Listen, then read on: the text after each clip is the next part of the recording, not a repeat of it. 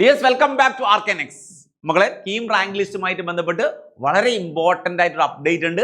Channel ആദ്യമായിട്ട് കാണുന്നവരാണെങ്കിൽ subscribe ചെയ്യാം. റാങ്ക് ലിസ്റ്റ് വന്ന ഉടനെ അലോട്ട്മെന്റ് ആണ്. അലോട്ട്മെന്റ് പ്രോസസ്സായിട്ട് ബന്ധപ്പെട്ട് ഒരുപാട് കാര്യങ്ങൾ മക്കൾക്ക് അറിയേണ്ടതുണ്ട്. അപ്പോൾ അതുമായിട്ട് ബന്ധപ്പെട്ട എല്ലാ കാര്യങ്ങളും ചാനൽ അപ് ടു ഡേറ്റ് ആയിട്ട് നമ്മൾ തന്നുകൊണ്ടേയിരിക്കും.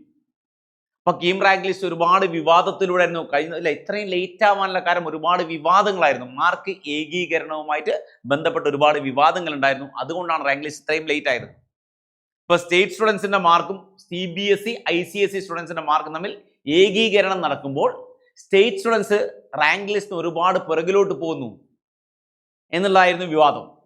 അത് ഒഴിവാക്കാൻ വേണ്ടി ഒരു 4 അംഗ സമിതിയെ ഗവൺമെന്റ് നിയോഗിക്കുകയും അവരൊരു ഫോർമുല ക്രിയേറ്റ് ചെയ്യുകയും ചെയ്തു. ആ ഫോർമുലയ്ക്കാണ് ഇന്ന് മന്ത്രിസഭാ യോഗം അംഗീകാരം നൽകിയിരിക്കുന്നത്. അതായത് മാർക്ക് ഏകീകരണം സുതാര്യമാക്കി എല്ലാവർക്കും ഈക്വലൈസ് ചെയ്ത് മാർക്ക് കിട്ടാനും റാങ്ക് ലിസ്റ്റിൽ നിന്ന് ഒരു പ്രോബ്ലവും ഇല്ലാതെ റാങ്ക് ലിസ്റ്റ് പുറപ്പെടുവിക്കാനും വേണ്ടി ഒരു മാർക്ക് ഫോർമുല ക്രിയേറ്റ് ചെയ്തു. ആ മാർക്ക് ഫോർമുലയ്ക്ക് ഗവൺമെന്റ് ഇന്ന് അംഗീകാരം കൊടുത്തിരിക്കുന്നു. തമിഴ്നാട് മോഡൽ മാർക്ക് ഏകീകരണം കേരളത്തിലും നടത്താനാണ് മന്ത്രിസഭാ യോഗത്തിന്റെ തീരുമാനം. അതുകൊണ്ട് തന്നെ പെട്ടെന്ന് തന്നെ റാങ്ക് ലിസ്റ്റ് വരുമെന്ന് നമുക്ക് പ്രതീക്ഷിക്കാവുന്നതാണ്. ചാനൽ ആദ്യമായിട്ട് വീണ്ടും പറയുകയാണ്, ചാനൽ ആദ്യമായിട്ട് കാണുന്നവരാണെങ്കിൽ ഒന്ന് സബ്സ്ക്രൈബ് ചെയ്യുക. Okay, by.